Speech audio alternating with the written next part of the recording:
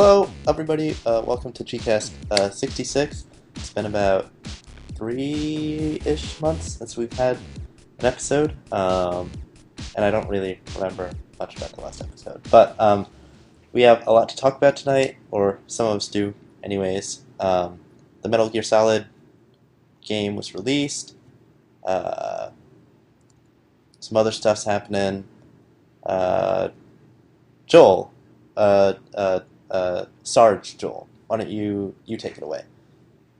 What about Phantom Pain? Yeah, or Well, you're anything. asking the wrong guy because I haven't actually played it yet. I've Any played Ground Zeroes, but not Phantom Pain. interesting. Okay. Uh, is there anything you want to talk about? No, nothing in particular. Okay. Has anybody here played the latest Metal Gear Solid? I have. Frost, is that you speaking? Yeah. Yep. Okay. What are your initial thoughts? I assume you haven't beaten it yet.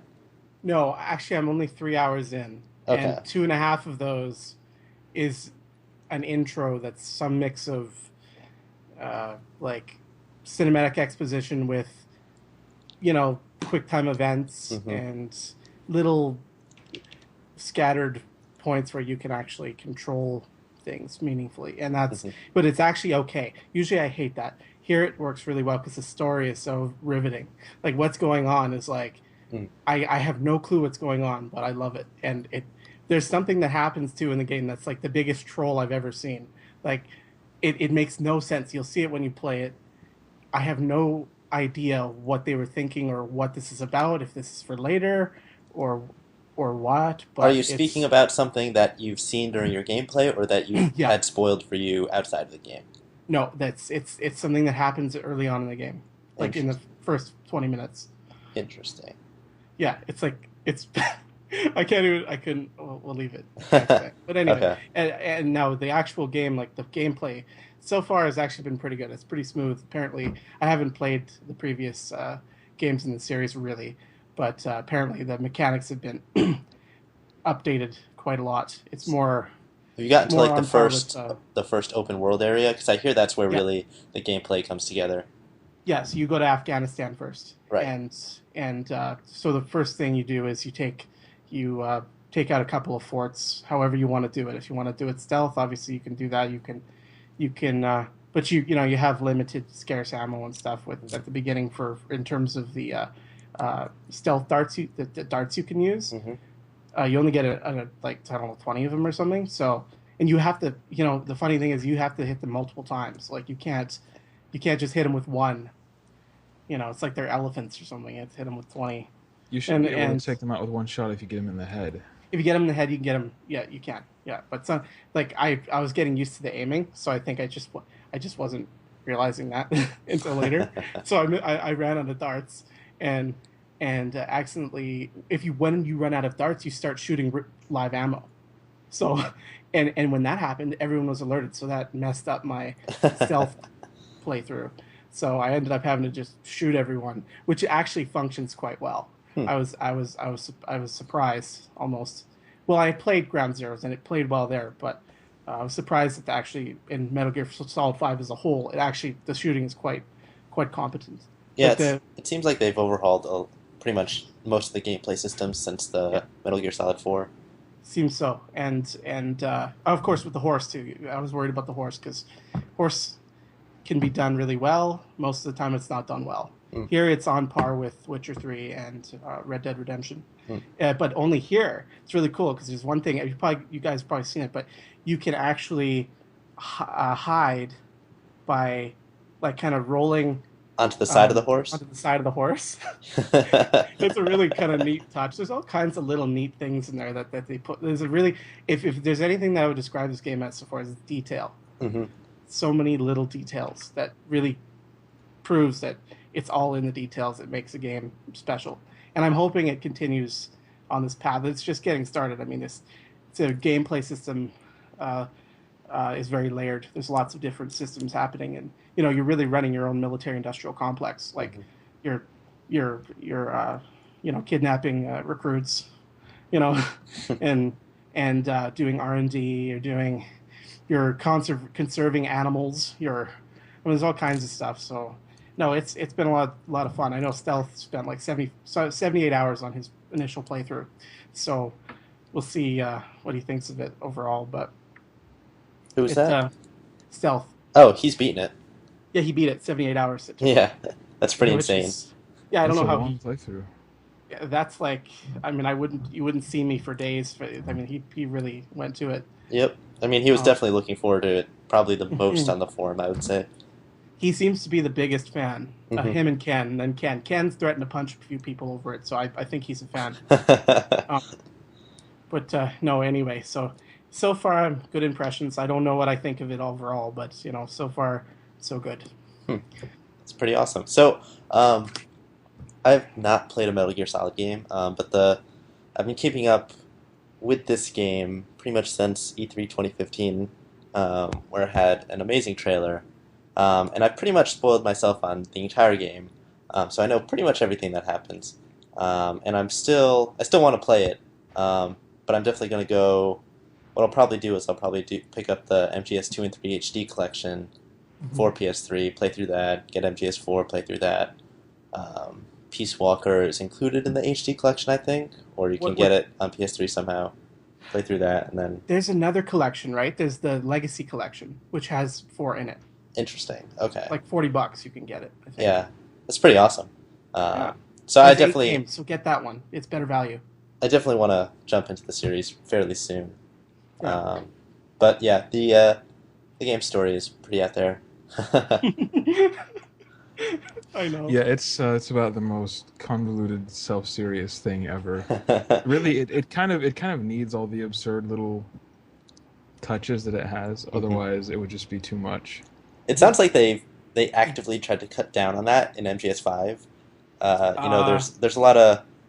It feels kind of realistic, but then you have stuff like... I mean, this is in the intro, so I don't know if I'm spoiling anything, but like Kid Psycho Mantis and Vulgan setting fire to everything. So I don't know how realistic they could logically take it, but... Well, they've kind of ramped up the sort of self-aware comedy as the series has gone on. Like, if you play the first game, there's almost none. Again, MGS1. There's really... Apart from a couple little weird things that aren't necessarily, like... Psycho Mantis. Winking at the camera, it's really just kind of a straight-up game. But what about the Twin Snakes? I've never played Twin Snakes. I've only played MGS1 on the PlayStation. Well, Twin Snakes is just it's a remake, but a reimagination to a small degree because they did add things to it. But I think fundamentally it's the same, right? Yeah, I think they added the ability to go into first-person mode to shoot, which didn't exist on the PlayStation. Everything was overhead, unless you were in event. If you went into event, then you got first-person mode.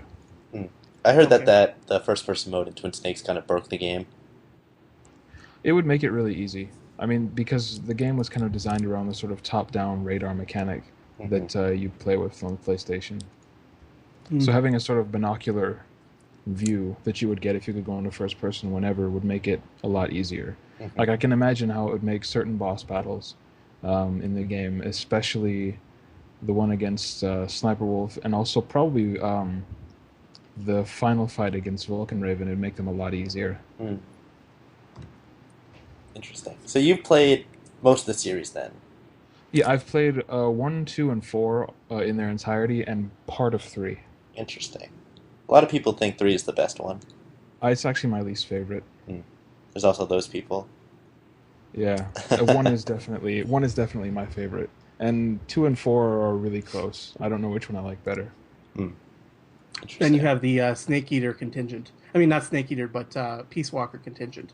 Which Peace Walker's really. I mean, there are some people who really love Peace Walker. I think partly like it's one of the most like as a handheld game. It's really impressive what they did with it. But the story as well as the gameplay systems it's pretty deep. I mean, this is MGS5 simply builds on Peace Walker. It really is a continuation of that. I remember when Peace Walker came out, a lot of people were saying it was the real Metal Gear Solid 5, and I kind of raised an eyebrow at that. I mean, I don't know how they stack up for myself because I haven't played them, but when I was watching the history of the whole Peace Walker story and how the gameplay systems worked. I think Ken posted a video from game trailers about it. Mhm. It was amazing. Like it struck me. Oh, okay. Peace Walker. They've just with MGS5. They're just building on what Peace Walker was. The fuck? So, fuck. Interesting. So, Fucking hell. Yeah. I definitely want to get into it. Sarge, do you have any plans to jump into MGS5 sometime soon? I would like to. I mean, I suppose I could get it for PC, but the problem is that my computer it was nice and new 5 years ago. Now it's a bit long in the tooth, and it has trouble with new stuff. It's funny how that happens. Yeah, I mean, I could get it for the 360 or the PS3 because I have those, Mhm. but I don't want to play it for last gen. I'd like to play it for this gen. The trouble is that right now I'm kind of broke as hell, so Mhm.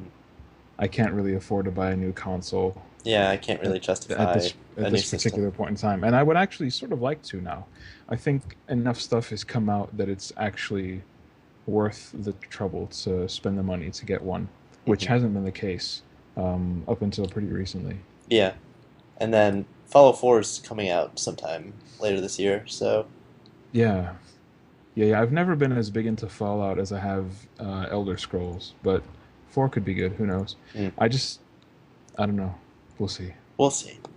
I'm sure you'll post about it. Cool. Let's see what else is happening. It was. I'm just gonna breeze right by this topic, but it's been the 1 year anniversary of Gamergate, so congrats everybody, mission accomplished. Um, Just had Joy go to the there. world. it's glad to know that Kumbaya. all corruption in gaming journalism is now completely stamped out thanks to that movement. Yes. It's so fantastic what they were able to do. It really is kind of like the war in Iraq. It started and everyone was like, wait, what's going on? Why are we doing this? And then a whole Who people, decided this was a good idea? some very smart people, I'm sure. I'm sure Well, people who live fun, fulfilling lives, who have no other interest in sitting in their bedrooms all day and furthering this movement. I'm sure some people like that. Tipping Oh, this for our intensifies. benefit. Nobody listens to this. so is it still going on? I think Technically, I think so. technically yes, in the same way that the KKK is still going on, but like, who gives a shit about them? Like if you go search on Twitter, you'll still find like regular stuff on Well, it. they You have were. to look. You have to look for it, but it's still there. I think Yeah. they Actually, were. I think the Klan had a rally here like 12 or 13 years ago. Ugh, Yeah, there's a lot of rednecks out in the hills where I live. ugh. But I think what happened. The last I heard of Gamergate is that they were collaborating on 4chan, and then Moot basically showed them the door, and that's saying something when 4chan won't even support you. So they went to 8chan, and if you've had any kind of knowledge about 8chan, it's pretty much it's a pretty bad place. See, I've think- only I been think on there's a 4chan. sub- I haven't visited the other chans. Right, 8chan's pretty much the worst one. There's a lot of pseudo veiled child porn on it. I would not recommend checking it out. Oh. I think That's they've kinda centered on gross. on Reddit. I think so too, Where but they weren't they kinda kicked off headquartered in the up. last round of Reddit subreddit bannings?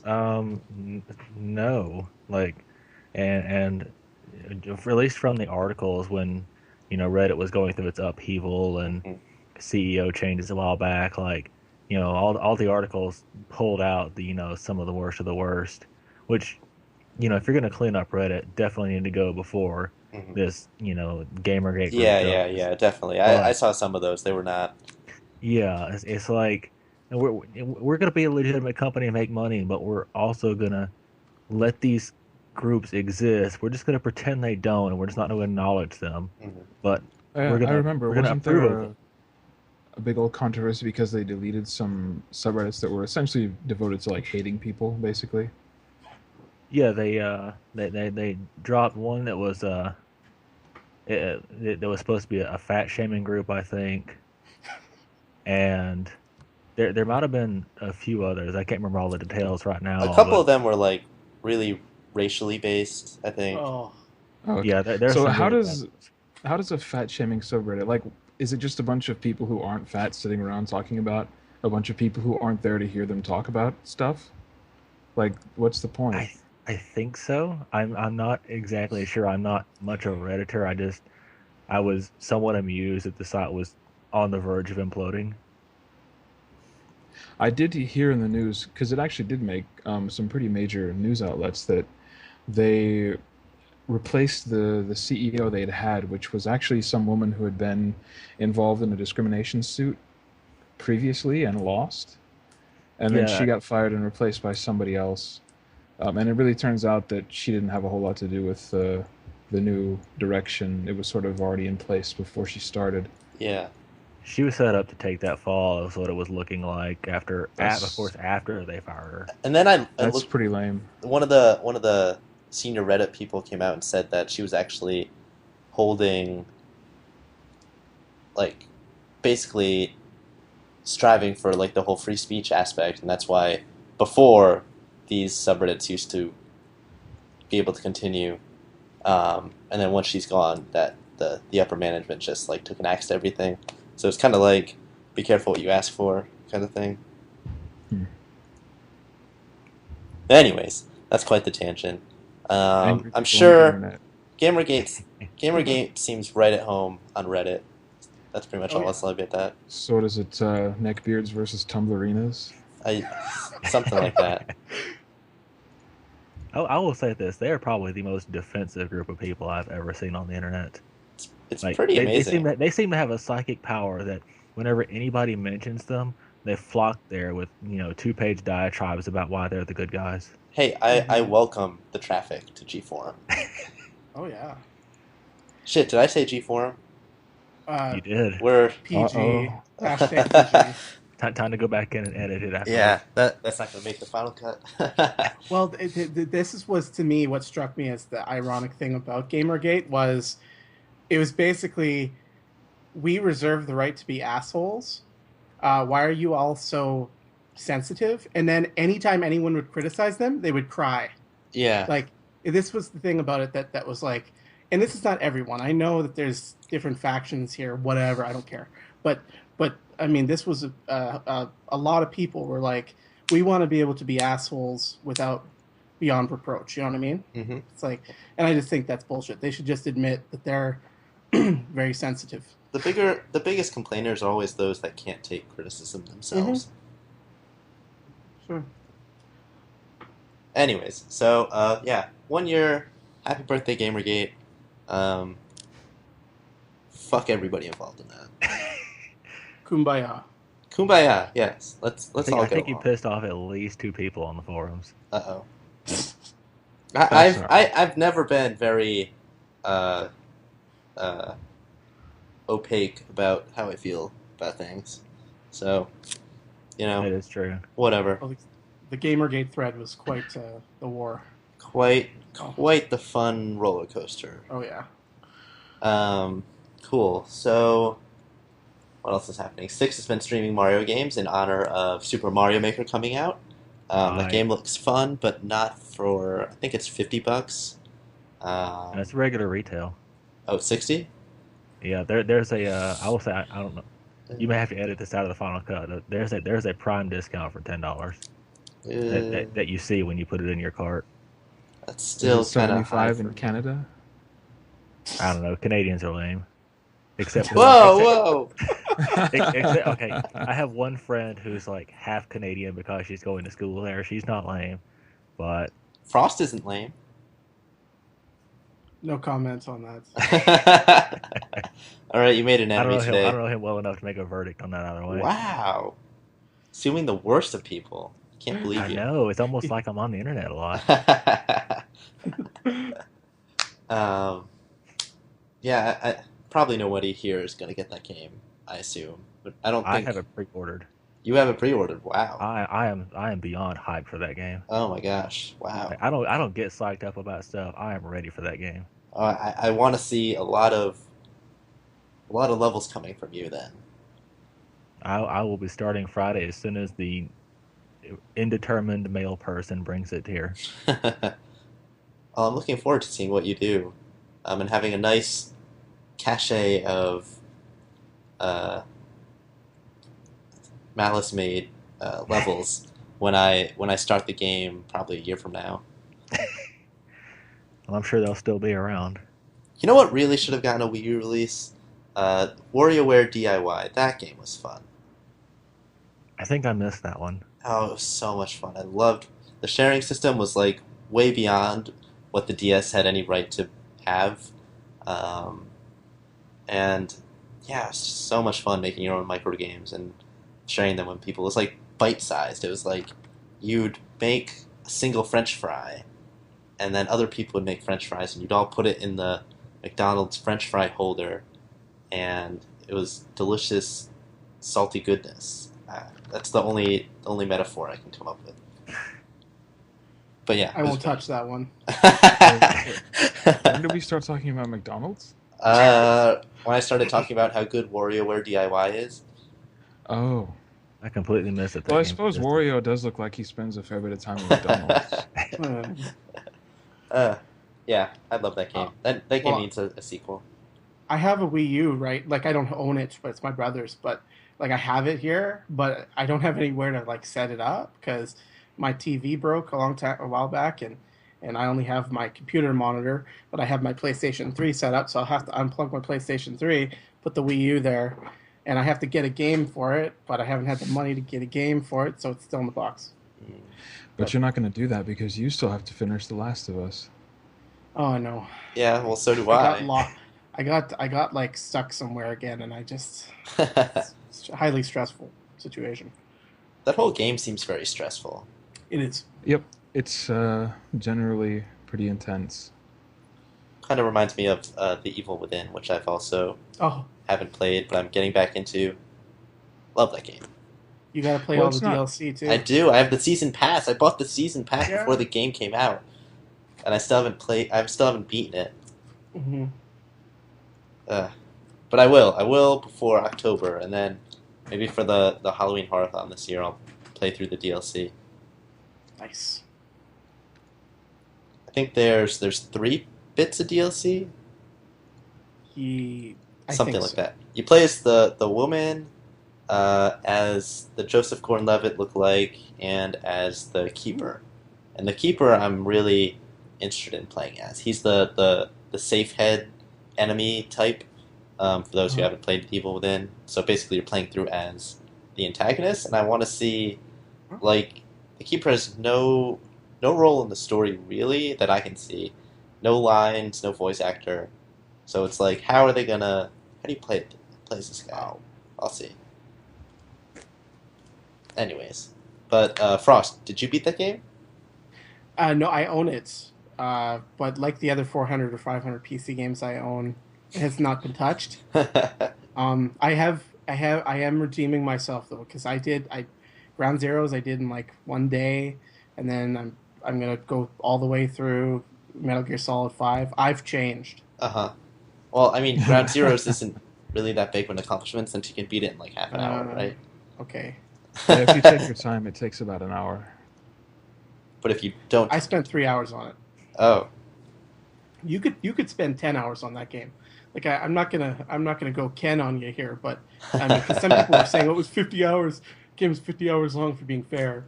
No, you could get 10 out of it because there's different ways to approach the missions.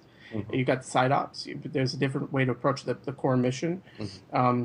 You can use the base as like a playground of death, if you like. You can have just an all-out war. It's pretty fun. It's actually, I think it was too much money. I think that was the whole problem to begin with. But it's not a demo. People said it's a demo. No, it's a prologue. It's a demo plus. It's an informal. Ken is going to punch you for that. It's an informal demo though, because Kojima wanted, the whole thing was he wanted to demonstrate the mechanics of Phantom Pain. So, and really, the mechanics aren't all that different from 4. Like, it plays pretty similarly. To me, it seemed more like a show-off of the new engine rather than new gameplay. Yeah. Has anybody been checking out the Final Fantasy 15 demo stuff? Oh, yeah. I stopped caring about anything except the remake of 7. So I've been faithful for 10 years. It's coming. I've seen you with Lost Ocean. Don't say that. Oh my god. um, Sarge, I think you're going to be waiting quite a while for anything to come out of it. that's all right. If it That comes is out at all, who okay. knows?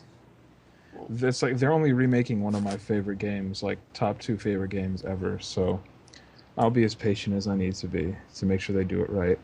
They're already talking about changing it in a lot of ways, which it'll be interesting to see how that plays out. I mean, Like there's they two already ways. said that ATB is going out the window, so the combat will be no longer just strictly turn-based sort of strategy. It will be more active. I can see that. I don't think Seven's battle system would really fly in today's market. Yes, it has to be flashy, you know. Yeah, it kind of sucks. I mean, I played the game actually fairly recently, and it's still completely functional, and I enjoyed it. Just because you don't think of it as you would, the kind of combat that you see more often now. It's more like thinking a few moves ahead and Right. trying to anticipate. It's strategic. Yeah. Yeah. I mean, it's not that strategic. Like 7 is not a difficult game at all, Mhm. unless you're trying to beat like the optional bosses at the very end of the game. That's kind of hard, but the rest of it's actually not hard at all. So I mean, the elements are there, but the game is not difficult.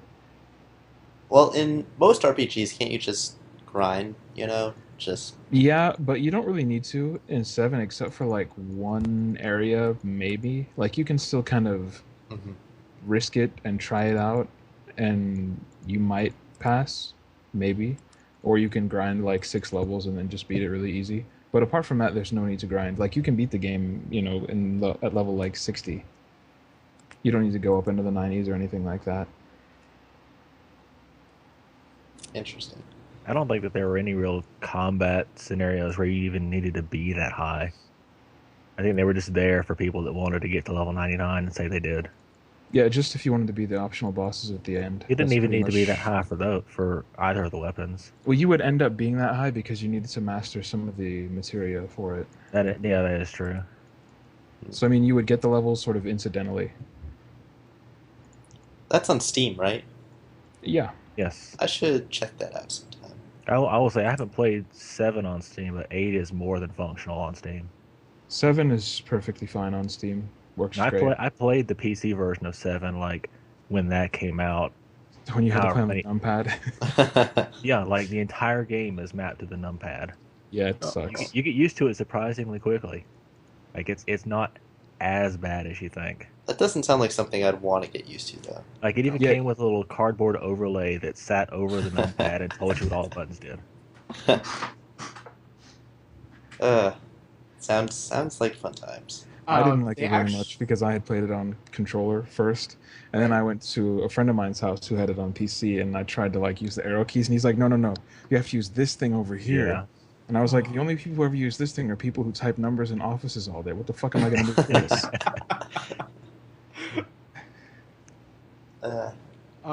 Yeah, no, I do. I tried to play 7 recently, and I'm not gonna judge it because I don't. It's very old. Mechanically, Was it like I have to 97? get used. Yeah, I have to get used to it. Like I have to kind of adjust my mindset to that I'm playing a classic. You know what I mean? And so far, no luck. But they're dumping all kinds of Final Fantasies on PC now on Steam. That's really nice of them, I have to say. Yeah, well, I mean, so they put most of the time they put the minimal effort into it though. That's been the problem. Like Final Fantasy 13, Durante had to take that and salvage. Try to, he couldn't do anything with the cutscenes, but he wasn't because here's what they did. They took the cutscenes from the 360 version, which are really badly compressed because of the disk space, and put it in the PC version instead of using the PS3 cutscenes. So, for which game is this? 13. Okay. And then the other thing they did was they locked. I think what was it? There were all kinds of graphical issues that they didn't add any graphics options. There was a patch later, but Well, most of that stuff. The great part about porting console games to PC is that once it's on the PC, modders can just have their way with it, you know. And Yeah. so getting over that barrier, even if it's just like, you know, a dump with the minimal effort, like that's still good for like the archival and preservation of games going forward. You know what I'm saying? Yep. Mm-hmm. At Yeah. least it'll exist in some form after all the CDs have been corrupted. Yeah. After all, like I wonder if like Nights into Dreams, like that does not have a PC port. I'm pretty sure. Oh, I had guess it does. Yeah, Oh, I played really? it on PC. It totally No, does. that's Anyways, like that kind of a- proves my point even more. If that Is game, that a Sega Saturn game? yeah, Yep. now that the game is on the PC, like people have access to it now and forevermore. You know. Yeah. So they're not. You don't have to go out and buy a Saturn. You know, who knows? Like 20 years from now, like Saturns might not be viable. So having it on PC is really a great thing for preservation. I'm sure I they mean- must be really expensive already. Like, try and buy an original Xbox and spend less than $600. Oh yeah. Yeah, no, I mean this like on like in the Steam culture, in PC gaming culture, there's a in terms of the people that actually bother to write reviews, a lot of them are really snobby. It's always about the tech. If they deem it an unworthy PC port, which means it has to be superior to the console versions. If it's not, then it's unworthy. Mhm. They give it a thumbs down, which to me is not how that's not how I think. I think let's judge the overall picture. Like, you know, okay, so maybe this is a bad port, but is the game good? Mhm. Because if the game is good and I have to play it in 30 frames, okay, you know, because to me, you know, this is the thing I like about the console sphere is it's a little less obsessed with perfect tech. You know what I mean? Well, the entire PC thing is it's a race, and Yeah. they have to cater to people who dump $2,000 into a rig, and those people obviously want a superior experience, and so you get kind of a snobbery that isn't there when you have a tech pipeline that's fixed. And I think it's fine for the reviews to point out, hey, this game is running at a lower resolution or lower frames per second, but I'm not sure, like you said, that should factor into whether the game is good or not. Exactly. I think that the distinction should at least be made within the review. Like, here is the game and how we think of the game, and then separately, have a couple of paragraphs if it's a port, and say, okay, the port is good, the port is not good, the port is terrible, and you should get the console version over this one. Mm-hmm. But if your only option is the PC version, this is still a perfectly serviceable game. Mm-hmm. Yeah, I agree. So, although I'm just glad Square Enix is doing this. Like, they just put Typo or Type 0 on Steam, and that's great. And it got bad Steam reviews. I don't really care. Well, half of them are bad. I don't really care. I mean, I'd buy it anyway just because it is a PSP port, right? But Right. they did a pretty good job. I mean, overall, It's a PSP port that was locked in Japan until now. yeah, and it's true. Japanese developers in general have not tended to cater to PC gamers very well. But Kojima, like the PC version of Phantom Pain has custom soundtracks. You can I heard that. Call your helicopter and it'll be playing like America Fuck Yeah. Yeah, I saw that. Whatever you want, and it's pretty cool. I mean that kind of stuff. Like that's to me it goes a long way. And of course the performance is excellent. It's very well optimized. Mm-hmm. So that Mad Max is another example. Avalanche, and Chad would know this too. He's not here, but he's a big fan of Just Cause 2, right? Mm-hmm. And that had a really great PC port, and they did the same with Mad Max, and now with I'm sure the same with Just Cause 3, which is coming in November. But yeah, so you get some good ports. But I think Avalanche is Swedish. I don't know, something like that. But yeah, Japanese developers. Well, that's another story. Some of them do a good job, but for the most part, that's not where their bread is buttered. So I appreciate Kojima for that, except for the trolling. That's some of it's out of left field. Oh, you have no idea. Oh, Ape Escape. I don't know. Crop circles. That was actually pretty. That's genius. Wait, crop circle. That's Crop genius. circles? Yeah, and 4. I missed that part. Well, there's some point in the game where there's a crop circle. I saw the video of it. Right, Sarge? Crop circle, kind of. I mean, Yeah. it's just I don't know. I think people made more of it than it actually was. It's just a circle in the grass. It's not like a big old elaborate, signs crop circle. In any case, Kojima, professional troll. Yep, and it'll be interesting to see where his career goes. If we'll go to Kickstarter like Keiji Inafune, or go to another publisher. So I assume Konami is keeping the rights to Metal Gear so that they can make slot machine games or whatever the fuck it is they do now. Yeah, I mean they're saying they're going to keep the series going, but I feel like they've lost their stomach for big budget console games. Well, if they don't keep him on the series, it's gonna suck. Like, you think anyone else can keep track of all that shit? I mean, the rumor is that they're going to reboot it, and so it'll be simpler and easier to keep track of. But that might be more of a curse than a blessing. But here we go, Metal Gear Mobile. For your iPhone 6. That's exactly what's going to happen. Metal Gear Portable Apps iOS. Oh yeah. Oh yeah. Advanced touchscreen controls. We'll see what happens. Well, they had originally started making Peace Walker without Kojima, and he stepped in late. And it's like, yeah, I want to preserve this narrative. I want to preserve the story, make sure its integrity is maintained. So he continued. But yeah, Peace Walker was almost not a Kojima game. Right, like Portable Apps 1 and 2 are not Kojima games. Parts of them, from what I understand, are canon, but other parts isn't. It's really muddled. Oh, that's a troll in itself. Yeah, but I'm more interested in seeing what happens to Silent Hill, because after the whole PT thing, Yeah. doesn't feel like. The answer is not good. Yeah, they'll probably come out with, like, Silent Hill 8 or whatever in like 2 or 3 years, and everybody will be like, "Go fuck yourselves, Konami." It'll probably be like the same Silent Hill formula that Homecoming and Downpour had, and it won't be the shake-up that the series pretty much needs at this point.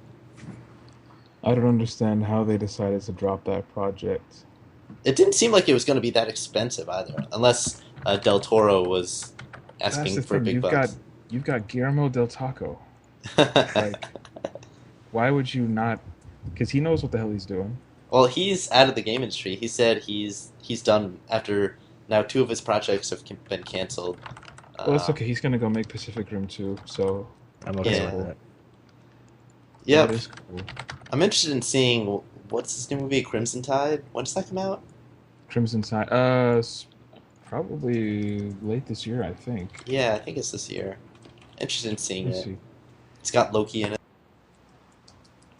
Oh yeah, it's let's see. If my internet would stop being so slow. It's called Crimson Tide. Yeah. There's a 1995 listing on IMDb. Yeah. That's Probably not the same one. it's They're actually remaking it. not coming Oh, out. you know what? It's Crimson Crimson Peak. something. It's not Oh, it's Crimson Crimson Tide. Peak. Yeah, Crimson Sounds like Peak. it. Oh, that movie. That looks Yeah, interesting. yeah. It's coming out October this year. That makes sense. Okay. Looks very stylized, but I wouldn't expect anything less.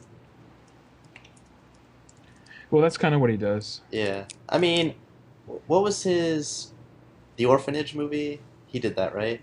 Orphanage movie? Orphanage. I think he might have just produced that. Orphan. No, not Orphan. Okay. Oh. Is that a horror movie? I don't know. Actually, I don't think he had anything to that. Never mind. I mean, he did, both of the Hellboy movies. He Right. did Pan's Labyrinth. Pan's which Labyrinth is pretty That's a good. good movie. Yeah, Pan's Labyrinth is good. I'm not seeing What anything else that is could be good? orphan Oh, yeah, he related. did. I hated Blade 2, which was actually the only one of that series I liked. I haven't seen any of that series. He did Mimic. Good movie. Mimic. So yeah, anyway. he's done some good stuff, and really, I wish that they had managed to get him to stick around to do The Hobbit. Yeah, it would have turned out way better. I think it still would have. It would have stuck as 2 It films has too. credits listed for The Hobbit. Well, he produced, like, he did a There's lot of pre-production screenplay for it. credits. But yeah, I mean, I did not like the trilogy the way it turned out at all. Nope. I did like the way it ended. Like relatively speaking. I like that it ended. Yeah, But Okay, but Tish. thank God this shit is over now. but Lee Pace as Thranduil, I thought was just genius. Yeah. he's He a did- great actor, and he he did a great really was a job. bright spot in that trilogy, even if it wasn't the best. I haven't seen any of the season of *Halt and Catch Fire*. I need to get on that.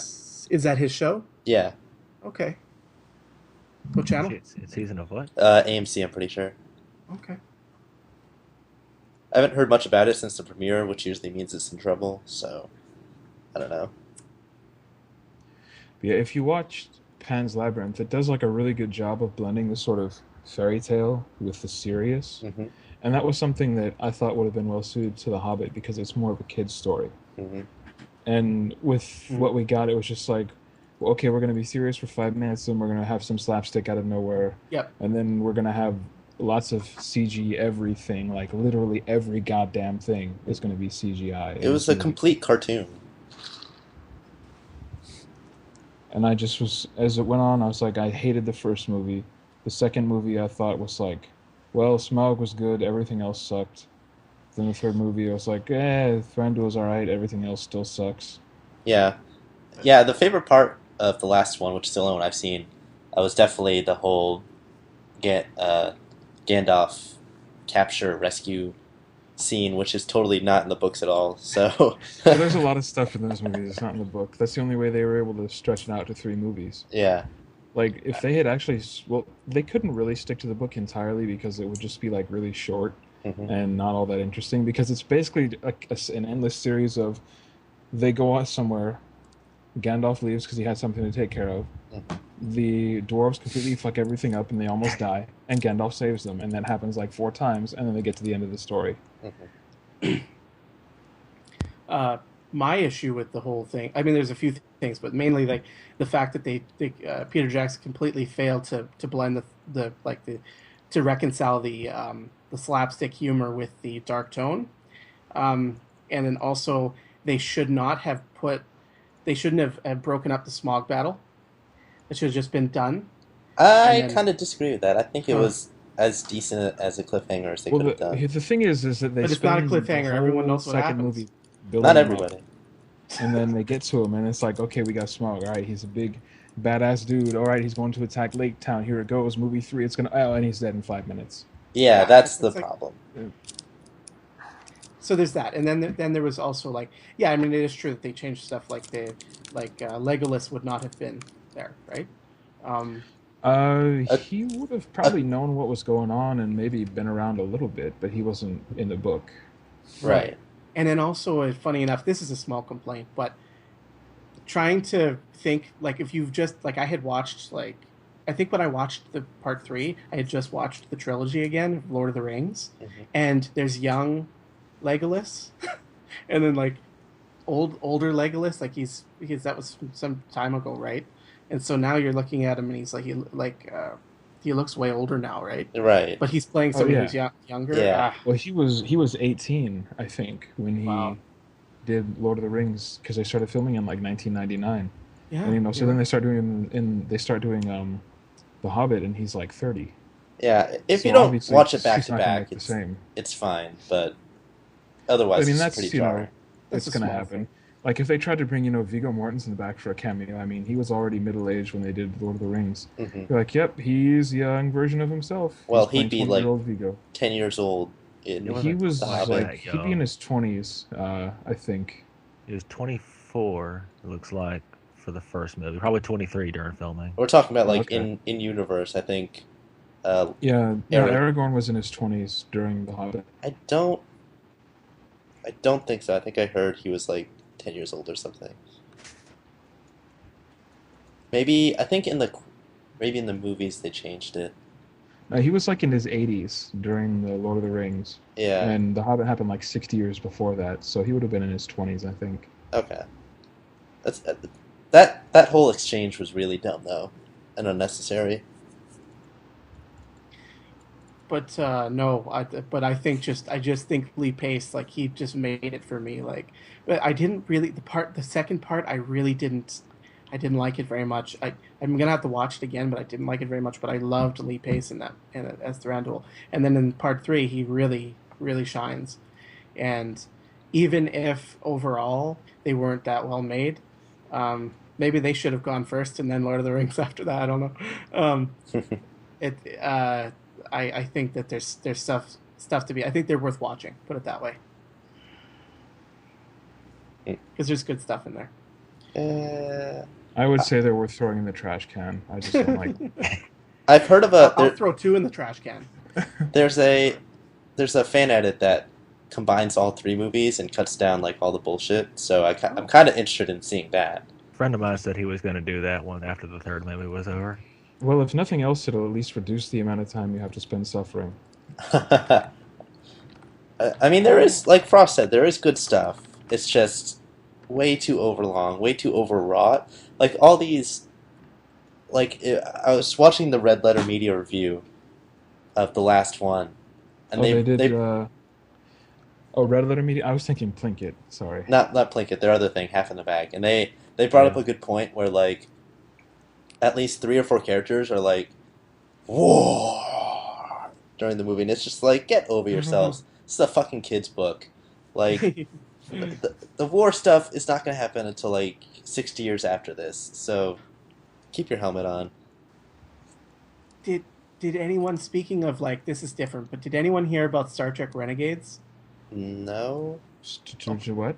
So Star Trek Renegades is a fan film where they brought back Tim Russ to play Tuvok. They brought back Robert Picardo to play Dr. Zimmerman. Those were like the only 2 good characters from Voyager. Well, and 7 of 9.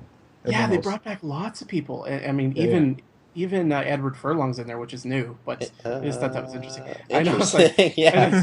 somehow they got him out of the clinic to come. Yeah, out of the rehab center. Kid John Connor. Ragnar, Gary Graham is Ragnar. And there's just lots of people in there. It was really amazing. And Tim Russ actually directed they've got the pilot on YouTube. You can watch it. And I'm going to watch it because I just found this yesterday. But I think they wanted to pitch it to CBS, which is fascinating. It's like fan film, but you got all the cool people. Yeah, how are they not shut down? They crowdsourced this. Who knows? Yeah, but they still need a they license. still don't own Star Trek. Yeah, they No, need that's a license. right. I don't know how they did Well, it. you can make it as long as you don't make any money off it. Well, there's donation buttons on this website that I'm looking at. Right, but as long as all the money goes into the production and they don't make any profit, then they can still do it. I mean, game fan stuff gets shut down for less. Yeah, but that's because the game industry is a bunch of evil bastards who want to DRM the shit out of everything and own the universe. Yeah, Kumbaya. but legally speaking. Okay, but anyway, I just thought that was really cool that they did that. Like, but I'm sad that they didn't bring back, there's no Wesley Crusher. There's, but probably because of the time period, they probably. I think Will Wheaton's busy doing other stuff. Yeah. He's busy playing tabletop games on YouTube. That's a great show, by the way. Oh yeah, I love it. Sure. I think so it's got Tuvok and it's got the Doctor. Which Doctor? The Doctor from Voyager. His name is the Doctor. He doesn't actually have I never saw Voyager because it was. I heard it was crap. Was that the? It's kind of hit and miss. Yeah. It's the ball. I know who you're talking about. I've seen him on some other stuff. Yeah, him and Tuvok were like the best characters on that show, actually. Especially the Doctor. The Doctor was definitely the best character. I won't say I watched a lot of any Star Trek series, actually. Well, that was the one that was kind of coming on at that age when I was growing up. So it was sort of my childhood Star Trek. Like, The Next Generation started, I think, the same year I was born in the 80s. Mm-hmm. And then Deep Space Nine came after that, and then Voyager was like when I was 10 or 11, I think. So, I mean, Next Gen finished the year I was born, I think. But what was the channel Spike was before it was Spike? Spike. UPN? Oh No, yeah, no, Spike The was Nashville Network. Or no, TCM? TCM or something like that. Turner TNN. Classic Movies. It was TNN. the Nashville Network. Okay, That TNN. was Yeah, separate yeah, from yeah. Spike, wasn't Spooey it? to the rescue. They had with his TV trivia. Thanks, Spooey. Yeah, Remember the 90s? they had Next Gen, and they would play like marathons of it, or like mini marathons, like all the time. So that's how I got into it. And I didn't even know Voyager or Deep Space Nine were a thing when I was a kid. Yeah, Deep Space Nine was like the ultimate boring version of Star Trek if you weren't already a fan, because it takes place just entirely on one space station. Hmm. And then at the end they were like, we got to make this more exciting, so let's have a war, because we've never done an actual war in Star Trek before. Right, right. I've seen bits of the war, but Yeah, the Dominion War, I think is what it was called. mhm. I I watched don't know too much about it. almost all of it, but I don't remember the storyline now. But I remember I liked the characters like in the show, Mhm. and I used to watch it after school all the time. But I never had. But I thought Voyager overall was better. Deep Space Nine was more like a space like a soap opera. Like it was like lots. It Of was kind of like a low budget drama / cop procedural yeah. in space in the future. In space. Yeah, I never liked Deep Space Nine. Voyager was it had its ups and downs, but overall I thought it was worth watching.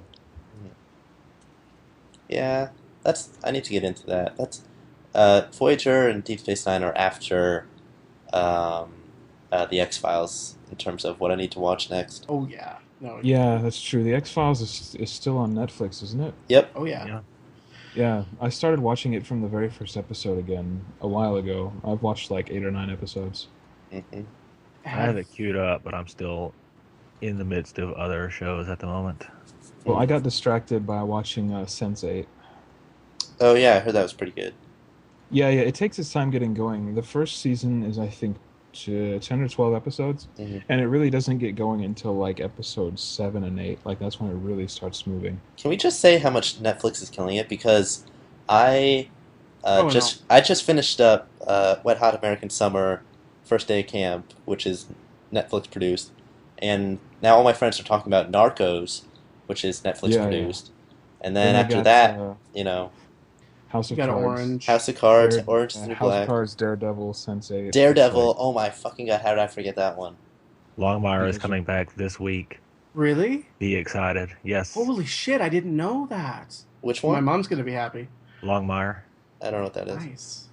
It's just great. Like What? it's sort of rural Wyoming, and it's this very old school sheriff that could probably be played by Tommy Lee Jones in a right movie, but like it's just it's sort of crime procedural more or less, Mhm. but it's them in this smallish town also dealing with the Cheyenne Indian reservation nearby, Mhm. Oh, and okay. just the friction between them, and it's I think they pulled in, like, they were getting good ratings on the AMC. Was it Yeah. AMC? It's the channel that has Bates Motel as well. Oh, okay. But they were getting good ratings. They just weren't getting the correct demographic that the channel wanted. And so they dropped the show after season 3. And Netflix was like, "We'll take some of that." God And damn, it's Netflix. like, "Hey guys, here's season 4." Always saving the good stuff. It's so good though. Like, it's just so good. All right, I guess I have another thing to watch out for. But yeah, no, Mike, with the X-Files, yeah, definitely continue on with that as priority because, okay, have you seen the episode Home? No. Yeah. The two ones that I remember the most are Home and also the one with like the shape-shifting insect thing. Yeah. Yeah. Is that Home supposed to is 30-minute show or an hour show? X-Files is an hour show, so 42 minutes without commercials. Yeah.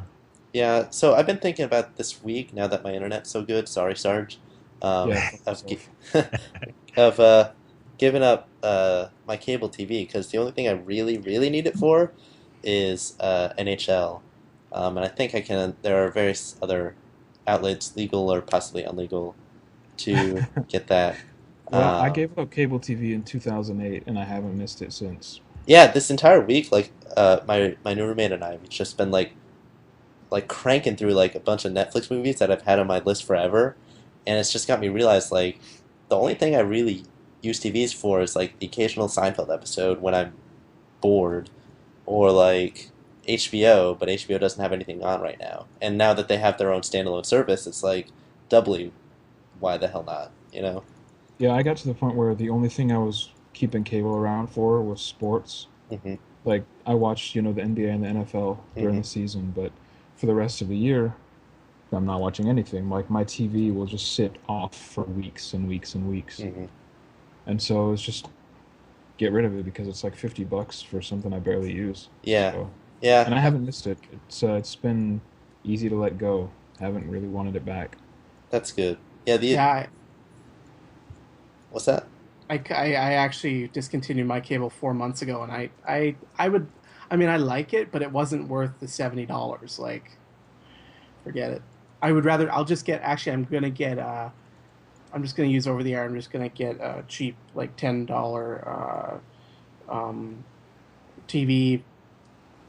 What do you call them? The antennas? Antenna. It's Yeah, an yeah. antenna. You get Oh, you HD. guys still do that? Oh yeah, you get HD broadcast. It's free. It's legal. Okay. It's great. Yeah. Here we switched everything over to boxes. We used to do antenna. So you get your antenna and you find like the right spot in the room to put it, and then you like wrap the tin foil on it and shit to try and get a good signal. I think those were the analog stations, right? And Yeah. the government forced everybody to switch over to digital. Yeah. Um, So now we don't really do airwaves anymore for TV. Yeah, but the new digital antennas apparently are pretty great. A couple of my friends were espousing their virtues the other day. It's a Yeah, digital kids growing antenna. up, they'll never know about having to switch the position of the antenna for each different channel. Or Uh-huh. or the TV going out when there's a rainstorm if you were DirecTV or Dish Network people like I was Or as a having to kid. actually read the TV guide to find out what was going to come on that week. Oh, I never had to do that. Oh, I remember TV Guide. Yep, TV guide. Oh, TV yeah. Guide's When's the, still a when's, thing. when is the Dukes of Hazzard coming on this week? When's Yeah. Columbo? That's not a terrible show. No, I know. One I've more thing. watched. You've got to be ready for a commitment because they're like every episode is a movie. Hmm. But it's for an older show, and I don't tend to like older shows in general for whatever reason. But it's surprisingly good. Yeah, yeah, I know. Cool. I think. But yeah, you can get quite a few channels on digital antennas, like, and then they're cheap, So I mean, it's like, why should I pay? Like, it's because I don't watch a lot of stuff, Mhm. so it's like I want my news channels, and I want some of the networks, and that's it, and I can get that with that, and it's free. It only costs me $10 investment. You know what I mean? Hmm. So I'm gonna try that and just see how that works for me. Yeah, can you make a Actually- thread when you do that so that I know what Yep. to do? Mm-hmm. Sweet. I'll do I Thank you. actually replaced the news with news aggregator apps on my phone. Oh, I've always got my news online. It's too immediate to like leave up to the TV, you know? Yeah. I find the That's TV the is one okay thing. for local stuff sometimes. Yeah, the that local that a stuff. lot of your internet based and national syndication just won't get. Hmm. Well, the news here is always the same. Weed grow up busted. Somebody got shot. Somebody's car got stolen. Somebody's dog got shot. Smog is still terrible. Smaug. Smog. Yeah, the results are in. I live in the smoggiest city in the country. At least you can take comfort in knowing that it's still way better than China's cities. That's true. I mean, this city also used to be the car theft capital of the U.S. I think it was close to the meth lab capital of the U.S. One year. It was like top 5. I think it's been the drunkest city before. Not after I turned 21. Yeah, Hey-o. basically this is where like all the sort of uneducated trash from everywhere else in California and Mexico rolls in, and they live here. Where do you live? In the Central Valley in California. Oh, wow. It's pretty much just a big, gigantic farming area. Is that where all the like washed up has-beens from Hollywood show up? There are no celebrities around here. Or like wannabe celebrities? Nah, there's Okay. no reason for anyone who wants to be famous to come here. Right. Okay. At least you got that going for you. That's true. We don't have any hipsters or yuppies. Just junkies. No Just neckbeards. just mainly we just have Chicanos, rednecks, and various drunk people. Never met a California redneck. I'll have to go there. Well, the thing is, when people think California, who've never actually been to California, they think San Francisco, L.A. Yeah, that's But me. there's a whole other world outside of those two cities that's nothing like them. Hmm. Well, I mean, I've been to Santa Monica once, but that's it. In fact, that was the only time I've been on the West Coast. Yeah, the coastal cities are different, Yeah. and What really is that? Santa Monica is like, I mean, it's pretty much L.A. Yeah, it seemed pretty Like, upscale. I'm pretty sure it's either in L.A. or Orange County. Like, it's right there. Yeah, it's really close to LA. Yeah. If I were gonna go anywhere there, if I had the money, it'd be like Marin County or something. You should go to Napa County. It's nice over there. Was it? You should go to the OC. I had like $5 million. I just, you know, That's an Orange oddly County. specific number. No, Sarge, the What? OC. Yeah, nobody actually calls it that. I know. It's like calling California. Hey, have you ever been to Cali? Like nobody calls it Cali. they That's how I call know it the you're not real from OC. here. Oh, Like, have you ever people, been to SoCal? They're like, no, neither of you, because you fucking said SoCal. people on the East Coast say that shit all the time. It's kind of funny. Have you ever been to NorCal? There's nobody even in NorCal. No, it's NoCal. Like, NorCal is pretty much forests and weed. That's Mm. all NorCal is. Fun. You're kind of selling this place to me, to be honest. No, I mean, if you like gigantic redwood forests and Mm. plentiful weed, then you move to Northern California. Go to Humboldt County. Let's You'll have go. a blast. A Uh, friend of mine actually lives in Humboldt County. She works at a shop that sells weed paraphernalia. that's got to be the life.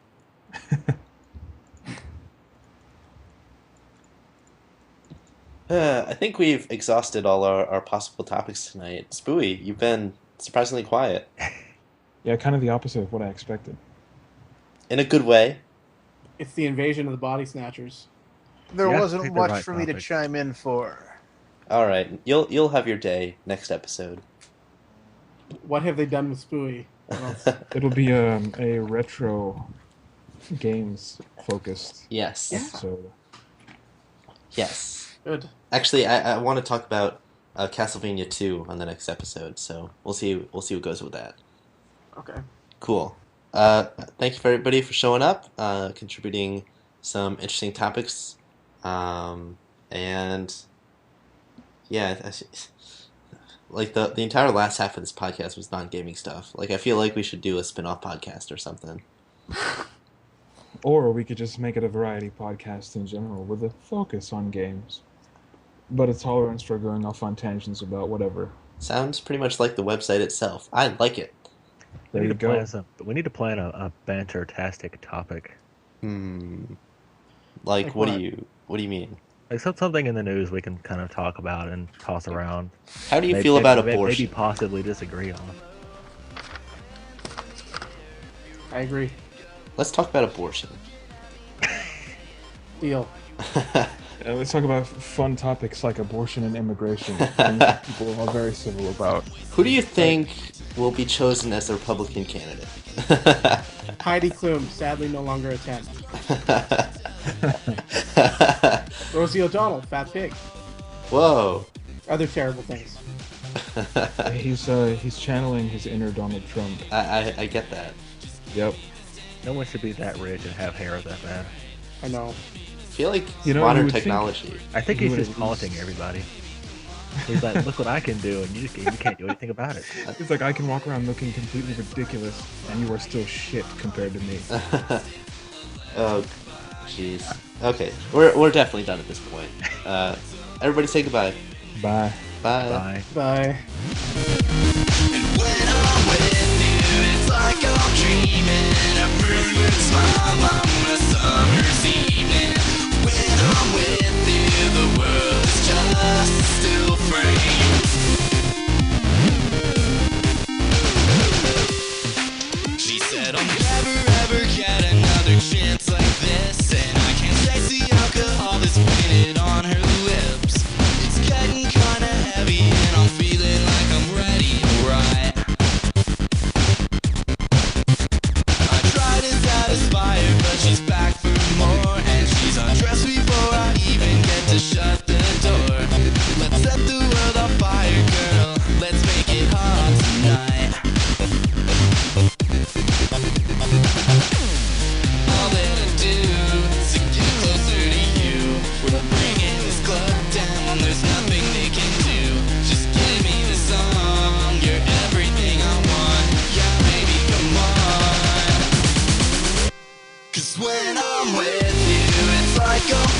flying, my heart beats fast, it's electrifying.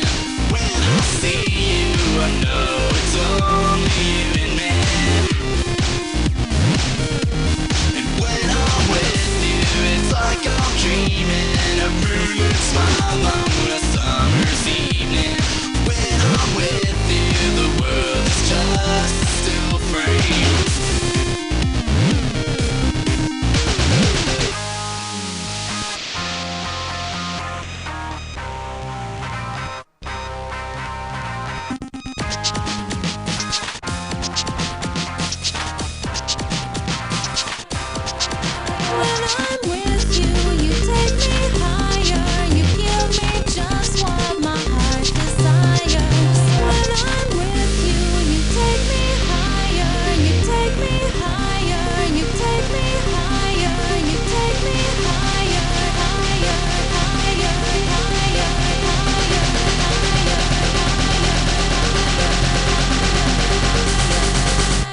Cause when I'm with you, it's like I'm flying. My heart beats fast, it's electrifying.